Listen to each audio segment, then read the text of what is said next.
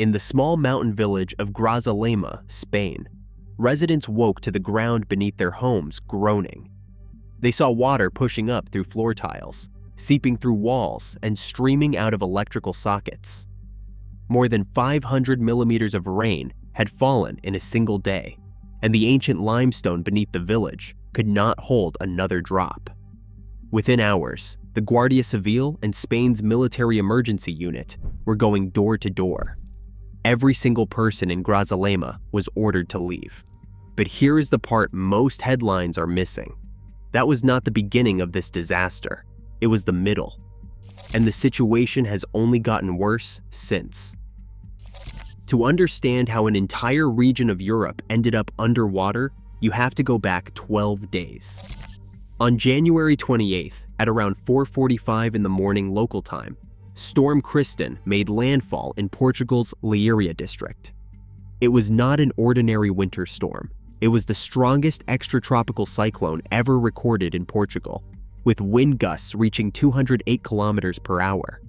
It developed a rare atmospheric phenomenon called a sting jet, which concentrated the most violent winds into a narrow band that tore through central Portugal before most people had woken up. By sunrise, nearly 1 million electricity customers had lost power. F-16 fighter jets were damaged at the Monte Real Air Base. A Ferris wheel was ripped from its foundations in Figueira da Foz. In Leiria alone, 150 school buildings suffered serious damage.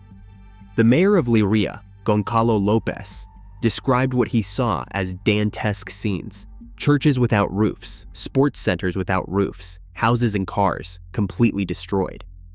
He compared it to a war zone. At least 6 people lost their lives in the immediate aftermath. And then, before Portugal had even finished counting the damage, came Storm Leonardo. Leonardo hit on February 4th, bringing not wind this time, but water. Spain's national weather agency, AEMET, issued its highest red alert for Andalusia. In Grazalema, the rainfall shattered a 78-year-old record by nearly 50%. A EMET spokesperson, Ruben Del Campo, confirmed that the town received more rain in a single day than Madrid typically gets in an entire year.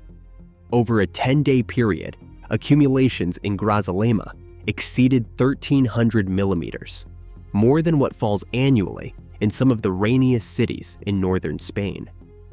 The village sits on a karst limestone massif, rock that is normally porous and efficient at absorbing water. But after 10 days of relentless rain, every underground cavity, every crack, every channel beneath the town was full. The water had nowhere left to go, so it came up. Through the floors, through the walls, through plug sockets. Residents reported hearing vibrations and creaking from underground. Geologists later confirmed that small seismic movements, called hydroseisms, had been detected in the surrounding area, caused by the sheer pressure of water moving beneath the surface. Across the border in Portugal, Leonardo pushed the Sado River over its banks in the town of Alcácer do Sal, about 90 kilometers south of Lisbon. The town center was submerged. Deolinda Guerra, a 78-year-old pensioner, was pulled from her home by firefighters in an inflatable boat. She told reporters that everything was ruined: her washing machine, her fridge, everything. Down the street, neighbors carried 76-year-old Iria Afonso out of her flooded house on a chair. More than 1,100 people were evacuated across Portugal in a single day. Now look at the map. This is not a localized event. The disaster zone stretches across the entire western half of the Iberian Peninsula. In Portugal, the worst-hit areas run from Leiria and Coimbra in the center all the way down through Santarém, the Lisbon region, and south to the Alentejo. In Spain, the damage corridor cuts across Andalusia, from Cadiz in the southwest through Córdoba, Málaga, and Sevilla. The key rivers tell the story. Portugal's Tagus, Douro, Sado, and Mondego are all under pressure. Spain's Guadalquivir, Guadalete, and Guadalhorce have all breached their banks at various points. The Douro overflowed into the waterfront of Porto, where the harbor master recorded an unprecedented river level of 6.15 meters. Civil Protection issued a red alert for the Tagus in the Santarém region, warning of conditions not seen since 1997. These are not small streams. These are some of the largest river systems in southwestern Europe, and they are all running at or beyond capacity at the same time. Here is the problem that makes this crisis different from a single bad storm. Portugal's rivers are being squeezed from 3 directions simultaneously. The first is the rain falling directly onto already saturated ground, where every new drop runs straight off the surface. The second is the dams. José Pimenta Machado, president of Portugal's Environment Agency, confirmed that the country's reservoirs released a volume of water equivalent to Portugal's entire annual water consumption in just 3 days. They had no choice. The dams were full, and the structural risk of holding more was too great. The third pressure is coming from across the border, where Spanish catchment areas drain into Portuguese rivers. The Tagus and the Douro both originate in Spain. When Spanish dams release upstream, that water flows west into Portugal, arriving on top of everything else. 3 forces, all converging on the same river systems at the same time.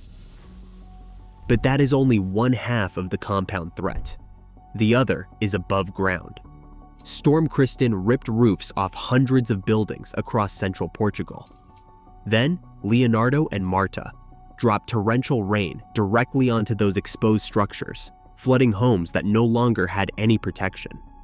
People trying to repair their roofs during the brief gaps between storms have been among the casualties. In the parish of Milagres in the Leiria district, high-voltage power lines remain on the ground more than a week after Kristin. Residents have been struggling to eat, sleep, or even wash. Manuel Ferreira, a local, described the despair of watching his smashed roof take on more water with every passing storm and no help arriving. Then came Storm Marta. Marta made landfall on February 8th, the 3rd named storm in 12 days, following nearly the same Atlantic to Iberia track. Portugal deployed 26,500 rescue workers. The country activated its highest civil protection level, the most elevated posture outside wartime. A 46-year-old emergency services volunteer drowned while trying to cross a flooded zone. In 3 Portuguese municipalities, the presidential election runoff was postponed because it was physically impossible to hold a vote. Mario Silvestre, commander of Portugal's Civil Protection Agency, described the forecast ahead of Marta as extremely worrying. The Andalusia region's president, Juan Manuel Moreno, posted publicly that the rivers have hit their limit. What happens next is what worries officials the most. The storm train may not be over.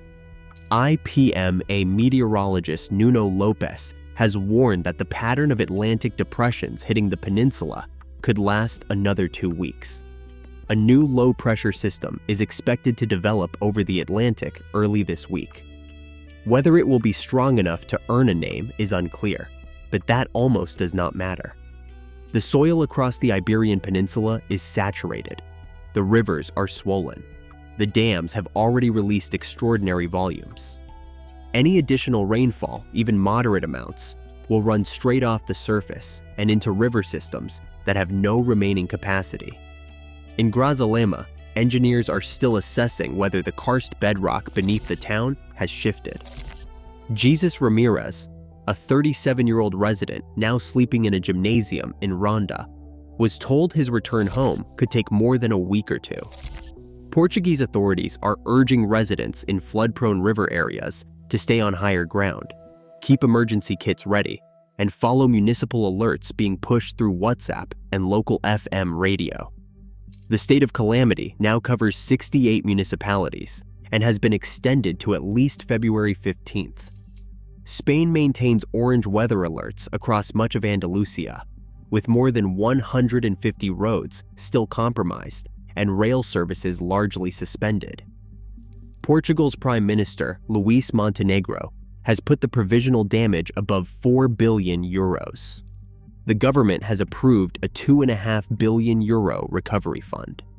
But the money cannot fix what the sky has not finished breaking, and tonight, the Atlantic is still churning.